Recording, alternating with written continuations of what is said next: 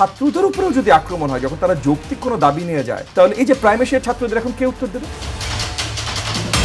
হাজার হাজার ছাত্ররা যখন তাদের একটা যৌক্তিক ডিমান্ড নিয়ে পিসফুলি মার্চ করে গেল,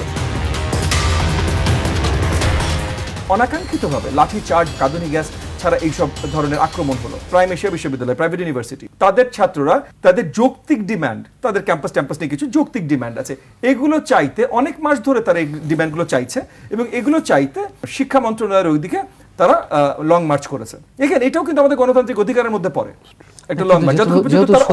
বারবার অ্যাটাক হচ্ছে কেপিআই এলাকা, সেখানে অনেক কিছু হচ্ছে। তাহলে একটা জায়গায় বর্ডার দেওয়া যায় না, একটা জায়গায় কর্ডন দেওয়া যায় না? তরুণ ছাত্র, ওরাই তো আন্দোলন করেছে। আমরা যদি বারবার বলি ছাত্র জনতা, এইটাই তো ওই ছাত্র জনতা। আমরা তো আবার ষড়যন্ত্রের গন্ধ খুঁজে পাচ্ছি সব জায়গায়।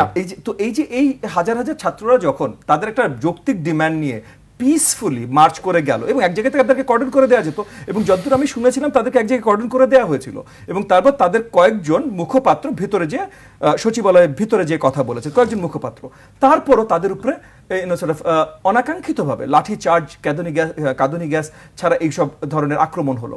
তাহলে আপনারা কাদের জন্য কাজ করছেন? মানে আপনি বলছেন ছাত্র জনতা, ছাত্রদের উপরেও যদি আক্রমণ হয়, যখন তারা যৌক্তিক কোনো দাবি নিয়ে যায়, তাহলে এই যে প্রাইম এশিয়ার ছাত্রদের এখন কে উত্তর দেবে?